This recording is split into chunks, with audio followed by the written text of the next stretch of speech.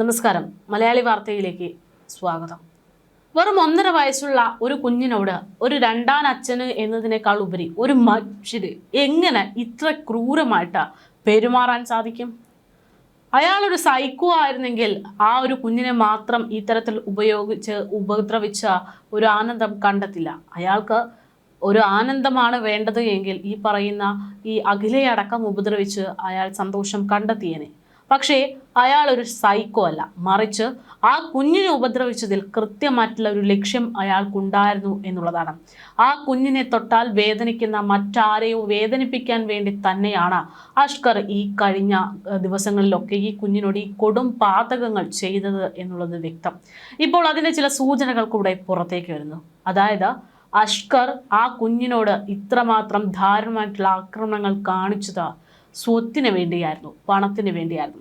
അഖിലയുടെ അമ്മയോടുള്ള വൈരാഗ്യം തീർക്കാനാണ് ആ കുഞ്ഞിനോട് ഈ കൊടും ക്രൂരത അയാൾ ചെയ്തത് എന്നുള്ള റിപ്പോർട്ടുകളാണ് പുറത്തു വരുന്നത്.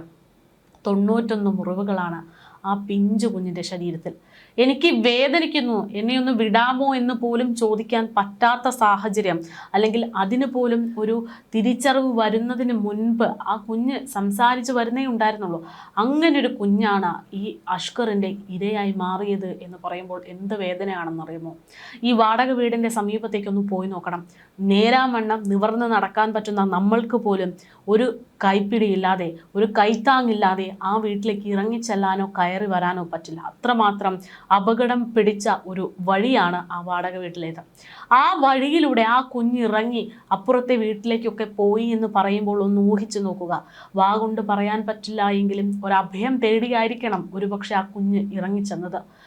അമ്മൂമ്മ, അപ്പൂപ്പ എന്ന് പറഞ്ഞുകൊണ്ട് ആ 2 വാക്ക് വിളിച്ചുകൊണ്ട് പലയിടങ്ങളിലും അപ്പുറത്തും ഇപ്പുറത്തുമുള്ള വീടുകളിലേക്ക് ആ കുഞ്ഞ് പോയിട്ടുണ്ട് എന്ന് അയൽവാസികൾ പറയുമ്പോൾ ഇന്ന് കൂട്ടി വായിക്കപ്പെടുമ്പോൾ ആ കുഞ്ഞ് മരണവിപ്രാളത്തിൽ ഇറങ്ങി ഓടിയതായിരിക്കാം. 91 മുറിവുകളാണ് കുഞ്ഞിൻ്റെ ശരീരത്തിൽ ഉണ്ടായിട്ടുള്ളത്. ഈ 91 മുറിവുകൾ ഉണ്ടായതൊക്കെ അഷ്കറിന് കൃത്യമായിട്ട് അറിയാം. ജനനേന്ദ്രിയത്തിൽ കത്രിക കൊണ്ട് മുറിച്ച്, ബ്ലേഡ് കൊണ്ട് വരഞ്ഞ്, അത്രമാത്രം നീചമായിട്ടുള്ള ഒരു അതിക്രമം. ഇയാൾ ഈ കാണിച്ചത് മൊത്തം പണത്തിൻ്റെ അല്ലെങ്കിൽ സ്വത്ത് കിട്ടുന്നതിൻ്റെ വേണ്ടിയായിരുന്നു എന്ന് പറയുമ്പോഴാണ് ഒരു മനുഷ്യൻ എങ്ങനെയാണ് ഇത്രയും അധപ്പതിച്ചു പോകാൻ പറ്റുന്നത് എന്ന് ചോദിച്ചു പോകുന്നത്. എന്തായാലും അഷ്കറിൻ്റെ ഈ കുഞ്ഞിനോടുള്ള പകയ്ക്ക് കാരണം, അഷ്കർ ഈ കുഞ്ഞിനോട് കാണിച്ച ഈ ക്രൂരതയ്ക്ക് കാരണം പകയാണ് എന്ന തരത്തിൽ കാര്യങ്ങൾ പുറത്തേക്ക് പോകുന്നു. സ്ഥലം ആവശ്യപ്പെട്ട അഖിലയോട് ഈ അമ്മയുടെ സമീപത്തേക്ക് അഷ്കർ എത്തിയിരുന്നു. അഖിലയുടെ അമ്മയോട് ഈ സ്ഥലം വേണം എന്നുള്ള രീതിയിൽ പല സമയത്തും സംസാരമുണ്ടായിട്ടുണ്ട്. അതിൻ്റെ പേരിൽ മർദ്ദിക്കപ്പെട്ടു. അതിൻ്റെ ദേഷ്യമാണ് ഈ കാണുന്ന ആക്രമണങ്ങൾക്കൊക്കെ പിന്നിലെന്ന് ഇപ്പോൾ അഖിലയുടെ ഒരു ബന്ധു തന്നെ തുറന്നടിച്ച് രംഗത്തേക്ക് വരികയാണ്. ബന്ധുവിൻ്റെ വെളിപ്പെടുത്തൽ നെടുമങ്ങാട്ടെ 1.5 വയസ്സുകാരൻ അർഷിദിൻ്റെ മരണത്തിൽ നിർണായകമായിട്ടുള്ള ചില സൂചനകളാണ് നൽകിയിരിക്കുന്നത്. അഖിലയുടെ അമ്മ റീനയോടായിരുന്നു അഷ്കറിന് പകയെന്ന് ബന്ധു വ്യക്തമാക്കുന്നു. കഴിഞ്ഞ ദിവസം റീനയെ നമ്മൾ നേരിട്ട് കണ്ടിരുന്നു. ആ അമ്മ ഓഫ് ക്യാമറയിലും ഓൺ ക്യാമറയിലും ഇതിനെക്കുറിച്ചുള്ള സൂചനകൾ നൽകിയിട്ടുണ്ട്. സ്വത്ത് തർക്കം അല്ലെങ്കിൽ അഷ്കർ ഇത്തരത്തിൽ സ്ഥലം വേണം എന്ന് പറഞ്ഞുകൊണ്ട് ആവശ്യപ്പെട്ടുകൊണ്ട് വന്നിരുന്നു എന്നുള്ള കാര്യം റീനയും പറഞ്ഞു വെക്കുന്നുണ്ട്. അപ്പോൾ ഈ ബന്ധു പറയുന്നത് പ്രകാരം ഈ ഒരു പക ഉണ്ടാകാനുള്ള സാഹചര്യം ഉണ്ട് എന്ന് തന്നെയാണ് വ്യക്തമാകുന്നത്. അഖിലയുടെ പേരിലുള്ള സ്ഥലം ആവശ്യപ്പെട്ട അഷ്കറിനെ റീന മർദ്ദിച്ചു എന്നാണ് ഇപ്പോൾ ബന്ധു പുറത്തു നൽകുന്ന റിപ്പോർട്ടുകൾ. ഇതിനുള്ള വൈരാഗ്യമാണ് ആ പിഞ്ചു കുഞ്ഞിനോട് തീർത്തതെന്നാണ് ബന്ധു പറയുന്നത്. കസേര കൊണ്ട് അടിച്ച ശേഷമാണ് അഷ്കറിന് കുഞ്ഞിനോട് വൈരാഗ്യം തീർക്കുന്ന രീതികളൊക്കെ കണ്ടെത്താൻ സാധിച്ചത്. കുഞ്ഞിൻ്റെ 2 കൈകളും അഷ്കർ ഒടിച്ചതാണ് എന്നുള്ള കാര്യം റീനയ്ക്കും അഖിലയ്ക്കും അറിയാമായിരുന്നു എന്നതിലും ഇപ്പോൾ വലിയ സംശയങ്ങൾ ഉയരുന്നു. അഷ്കർ ആദ്യ ഭാര്യയെ മർദ്ദിച്ച് കോമയിലാക്കിയ കാര്യവും റീനയ്ക്കറിയാം. ആദ്യ ഭാര്യയുടെ അമ്മയെ വിളിച്ച് മൊഴി ചൊല്ലണമെന്ന് റീന ആവശ്യപ്പെട്ടിരുന്നു. കുഞ്ഞിനെ അച്ഛൻ്റെ വീട്ടുകാർക്ക് കൈമാറാൻ ബന്ധുക്കൾ ആവശ്യപ്പെട്ടിരുന്നു. എന്നാൽ കുഞ്ഞിനെ നോക്കാൻ പ്രതിമാസം 25,000 രൂപയാണ് റീന ആവശ്യപ്പെട്ടത് എന്നൊക്കെയാണ് ഇപ്പോൾ രംഗത്തെത്തുന്ന ബന്ധു അവകാശപ്പെടുന്നത്. കുഞ്ഞിനെ തന്നിരുന്നെങ്കിൽ വളർത്തുമായിരുന്നു എന്ന റീനയുടെ പ്രതികരണം നാടകമാണ് എന്നും ഈ ബന്ധു തുറന്നടിക്കുന്നു. റിപ്പോർട്ടർ ചാനലിൽ നൽകിയിട്ടുള്ള ഒരു പ്രതികരണത്തിലൂടെയാണ് ഇത്തരം കാര്യങ്ങളൊക്കെ അവർ പറയുന്നത്. പ്രത്യേക സംഘമാണ് കേസ് അന്വേഷിക്കുന്നതെന്നും നെടുമങ്ങാട് DYSPക്കാണ് അന്വേഷണ ചുമതലയെന്നും എന്നൊക്കെ നമുക്കറിയാം. അപ്പോൾ ഈ ഉദ്യോഗസ്ഥർ ഈ കാര്യങ്ങൾ കൂടെ പരിഗണനയിലെടുത്ത് വേണം അന്വേഷണം നടത്താൻ. വെറും 1.5 വയസ്സുകാരന്റെ കൊലപാതകമാണ്. ഒന്നാം പ്രതി അഷ്കറിനെതിരെ പോലീസ് കൂടുതൽ വകുപ്പ് ചുമത്തിയിട്ടുണ്ടെന്നാണ് സൂചനകൾ. SC/ST അതിക്രമം തടയൽ വകുപ്പ് കൂടിയാണ് ഇയാൾക്കെതിരെ ചുമത്തിയിരിക്കുന്നത്. അന്വേഷണം തമിഴ്നാട്ടിലേക്ക് കൂടി വ്യാപിപ്പിക്കാനും പോലീസ് തീരുമാനിച്ചിട്ടുണ്ട്. കൊലപാതക ദിവസം അമ്മ അഖില നാഗർകോവിൽ എത്തിയോ എന്നത് ഉൾപ്പെടെയുള്ള പരിശോധനകളാണ് ഇനി പോലീസിന് മുൻപിലുള്ളത്. ഇതിനായി ഒരു സംഘം നാഗർകോവിലേക്ക് തിരിച്ചിട്ടുണ്ട്. കുഞ്ഞിന്റെ മരണകാരണം നെഞ്ചിലേറ്റ ചവിട്ടാണെന്ന പോലീസ് റിപ്പോർട്ടുകൾ പുറത്തുവന്നു. പോസ്റ്റ്മോർട്ടം റിപ്പോർട്ടുകൾ പുറത്തുവന്നു. ചവിട്ടിൽ അർഷിദിന്റെ ആ കുഞ്ഞിന്റെ വാരിയലുകൾ 7ഓളം വാരിയലുകൾ ഒടിഞ്ഞു പോയിട്ടുണ്ട് എന്നുള്ളതാണ്. തുടർന്ന് ആന്തരികാവയവങ്ങൾക്ക് പരിക്കേറ്റതിന്റെ കാരണമായിട്ടാണ് തലക്കേറ്റ ക്ഷതമടക്കം കൊണ്ടാണ് ആ കുഞ്ഞ് മരണപ്പെടുന്നത്. തലക്കേറ്റ ക്ഷതം 5 ഇടത്ത് നീർക്കെട്ട് അടക്കം ഉണ്ടാക്കിയെന്നും പോലീസ് കോടതിയിൽ അറിയിച്ചു. കുട്ടിയുടെ ശരീരത്തിൽ 91 മുറിവുകൾ ഉണ്ടെന്ന് വിശദമായ പോസ്റ്റ്മോർട്ടം റിപ്പോർട്ടിലും വ്യക്തമാക്കുന്നു. കൊലപാതകത്തിൽ അഖിലയ്ക്കെതിരെ പ്രേരണാ കുറ്റമാണ് ചുമത്തിയിരിക്കുന്നത്. പണം തട്ടിയ കേസുകളിലും അഖിലയുടെ സുഹൃത്ത് അഷ്കറിനെതിരെ അന്വേഷണം ഉണ്ടാകും. സ്ത്രീകളിൽ നിന്ന് പണം തട്ടൽ പ്രതി പതിവാക്കിയിരുന്നു എന്നാണ് ലഭ്യമാകുന്ന മൊഴികളിൽ നിന്ന് പോലീസ് മനസ്സിലാക്കുന്നത്. വിവാഹ വാഗ്ദാനം നൽകി പണം തട്ടുന്നത് സംബന്ധിച്ച പരാതികളും അന്വേഷിച്ചു വരികയാണ്. ഈ കഴിഞ്ഞ വെള്ളിയാഴ്ചയാണ് നാടിനെ നടുക്കിയിട്ടുള്ള, കേരളം ഇന്നേ വരെ കേട്ടിട്ടില്ലാത്ത അതിദാരുണമായിട്ടുള്ള ഒരു കൊലപാതക വാർത്ത നമ്മൾ കേൾക്കുന്നത്. ചോറ് കഴിക്കുന്നതിനിടയിൽ കുഞ്ഞ് ഛർദ്ദിച്ചു എന്ന് പറഞ്ഞുകൊണ്ട് അഷ്കർ എന്ന് പറയുന്ന രണ്ടാനച്ഛൻ കുഞ്ഞിനെ ആശുപത്രിയിലേക്ക് എത്തിക്കുന്നത് മുതലായിരുന്നു നാടകം.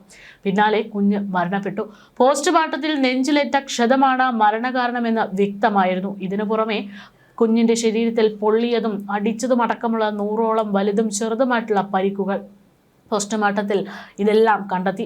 ഇതിൽ പകുതിയും പഴയ മുറിവുകളായിരുന്നു എന്നതായിരുന്നു പോലീസിന്റെ സംശയങ്ങൾക്ക് ഉടലെടുക്കാനുള്ള പ്രധാനപ്പെട്ട കാരണം. വിശദമായ ചോദ്യം ചെയ്യലിലാണ് അഷ്കർ കുറ്റം സമ്മതിക്കുന്നത്. സംഭവ ദിവസം ചോറ് നൽകുന്നതിനിടെ കുഞ്ഞ് കരഞ്ഞെന്നും കരച്ചിൽ നിർത്താത്തതിനെ തുടർന്ന് തലയിൽ ശക്തമായി അടിച്ചെന്നുമാണ് ഇയാൾ പോലീസിനോട് പറയുന്നത്. അടിയേറ്റ കുഞ്ഞിന്റെ ബോധം നഷ്ടമായെന്നും ഇയാൾ പോലീസിനോട് പറഞ്ഞു. പ്രാഥമിക ചോദ്യം ചെയ്യലിൽ കുഞ്ഞിനെ അഷ്കർ മർദ്ദിച്ചതായിട്ടാണ് അഖിലയും സമ്മതിക്കുന്നത്. അതായത് പെറ്റമ്മയുടെ അറിവോടെയാണ് ഈ കുഞ്ഞിനോട് ഇയാൾ ഈ ക്രൂരതയെല്ലാം ചെയ്തത് എന്ന്. അതേസമയം ഇപ്പോൾ ആരോപണ വിധേയമായിട്ടുള്ള അഖിലയുടെ അമ്മയുടെ പ്രതികരണം ഇങ്ങനെയാണ്. ആ ഭാഗം കൂടെ കുറച്ച് നമുക്ക് കേൾക്കാം. അമ്മ ഇപ്പൊ തന്നെ എൻ്റെ അടുത്ത് പറയുന്നുണ്ടായിരുന്നു അഖിലയുടെ അമ്മ എന്ന് പറയരുത് എന്ന്. നമുക്കറിയാം സഹിക്കാൻ പറ്റാത്ത, പൊറുക്കാൻ പറ്റാത്ത ഒരു കാര്യമാണെന്നുള്ളത്. അമ്മയ്ക്ക് എപ്പോഴെങ്കിലും ഒരു സൂചന കിട്ടിയിരുന്നു മകൾ ഇങ്ങനെ കൈവിട്ട് പോയി എന്നുള്ള കാര്യം? ഇല്ല, ഒരിക്കലും എനിക്ക് അങ്ങനെ അനുഭവം ഉണ്ടായിട്ടില്ല.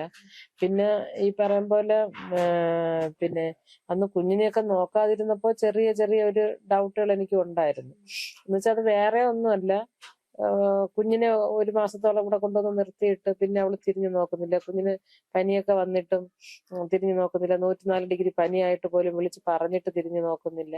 അങ്ങനെയൊക്കെ വന്നപ്പോ എനിക്കൊരു ഡൗട്ട് ഉണ്ടായിരുന്നു. കാരണം ഇവരുടെ ആദ്യ ഭർത്താവ് മരിച്ച് വീട്ടിൽ നിൽക്കുമ്പോൾ തന്നെ ഞങ്ങള് പറഞ്ഞിട്ടുണ്ടായിരുന്നു കുഞ്ഞിനെ നോക്കുന്നവർക്ക് മാത്രമേ വിവാഹം കഴിച്ച് കൊടുക്കുള്ളൂ എന്ന് ഞങ്ങൾ പറഞ്ഞിട്ടുണ്ടായിരുന്നു. പക്ഷെ അപ്പൊ അവൻ കുഞ്ഞിനെ കണ്ട് ഇഷ്ടപ്പെട്ട് കുഞ്ഞിനോട് ഒരു അറ്റാച്ച്മെന്റ് തോന്നിയിട്ടാണ് എവളെ വിവാഹം കഴിക്കാൻ വേണ്ടിയിട്ട് വന്നതെന്നാണ് എന്നോട് പറഞ്ഞത്. ഞാൻ ആ വാക്കുകളൊക്കെ നമ്മൾ വിശ്വസിച്ചു. പിന്നെ അവനെ കണ്ടു കഴിഞ്ഞാല് ആൾ ടിപ് ടോപ്പാണ്. അവന്റെ സംസാരം പക്ക ഡീസന്റ് ആണ്. കാരണം എന്ന് വെച്ച് കഴിഞ്ഞാൽ നല്ല എഡ്യൂക്കേറ്റഡ് ആയിട്ടുള്ള ഓഫീസർമാർ സംസാരിക്കുന്നതിനേക്കാളുള്ള ഭയങ്കര പക്വതയോടുകൂടിയുള്ള സംസാരമാണ്. ആർക്കും ഇങ്ങനെയുള്ള ഒരു സൈലന്റ് കില്ലറാണെന്ന് പറയാൻ പറ്റില്ല. ആരും ഇഷ്ടപ്പെട്ടു അവന്റെ പ്രകൃത കണ്ട. അത് ഇതുവരെ സഹകരിച്ചിട്ടുള്ള എല്ലാവർക്കും നാട്ടുകാർക്കും ഫുള്ള് അറിയും.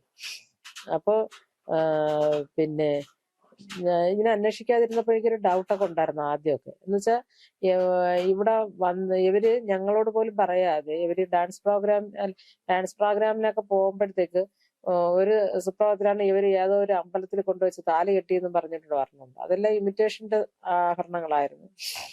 അങ്ങനെ അത് കഴിഞ്ഞിട്ട് ഇവിടെ വന്നപ്പോഴത്തേക്കാണ് പിന്നെ അമ്മ കേട്ടത് എങ്ങനെയാണ്, എന്തിനാണ് മാല വാങ്ങിച്ചെന്ന് ആരെന്നാ കേട്ടപ്പോ അത് ചേട്ടനാണെന്നൊക്കെ പറഞ്ഞു.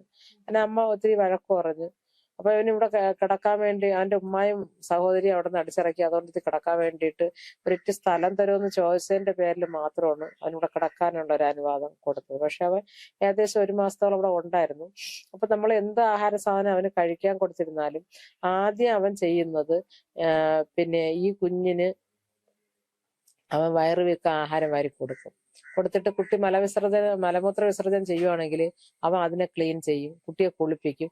ഒരു അച്ഛൻ മകനെ നോക്കുന്നത് പോലെ നല്ല രീതിയിൽ, അത് ഞങ്ങളെ ബോധ്യപ്പെടുത്താൻ കൂടി വേണ്ടിയാണ് ഇപ്പൊ ഞങ്ങൾക്ക് തിരിച്ചറിയുന്നുണ്ട്. അപ്പൊ ആ രീതിയിലൊക്കെ കൊണ്ടുപോകുന്നത്. അപ്പൊ ആ രീതിയിൽ കൊണ്ടുപോകുമ്പോൾ നമുക്കൊരു സംശയമില്ല. അപ്പൊ ഒരു 5-6 ദിവസം കഴിഞ്ഞപ്പോഴത്തേക്കാണ് പിന്നെ കൊച്ച് ഇവനെ കാണുമ്പോൾ കരയാൻ തുടങ്ങി. അപ്പൊ ഞാനിങ്ങനെ ശ്രദ്ധിച്ചു. കുറച്ച് ദിവസം ശ്രദ്ധിച്ചപ്പോ 2 ദിവസം ശ്രദ്ധിച്ചപ്പോ ഞാൻ അമ്മയോട് പറഞ്ഞു, അമ്മ അപ്പി അവനെ കാണുമ്പോൾ കരയുന്നുണ്ട്, എന്താണെന്ന് അറിയില്ല. കൊച്ചിന്റെ ബോഡിയൊക്കെ ഞാൻ ചെക്ക് ചെയ്തു. അപ്പോഴും അതിൽ മുറിപ്പാടുകളോ അല്ലെങ്കിൽ അമർത്തുമ്പോ അങ്ങനെ ഒന്നും കാണുന്നില്ല, എന്താണെന്ന് അറിയുന്നില്ല. നിങ്ങൾ ആരോടും പറയണ്ട. ചിലപ്പോ നമ്മൾ ശ്രദ്ധിക്കാതെ ആരോടും പറയണ്ട, അല്ലാതെ തന്നെ നിങ്ങൾ കുഞ്ഞിനെ ഒന്ന് ശ്രദ്ധിക്കണം കരയുവാണെന്നുണ്ടെങ്കിൽ. അപ്പൊ അമ്മ പറഞ്ഞു പോകുന്നു പറഞ്ഞു.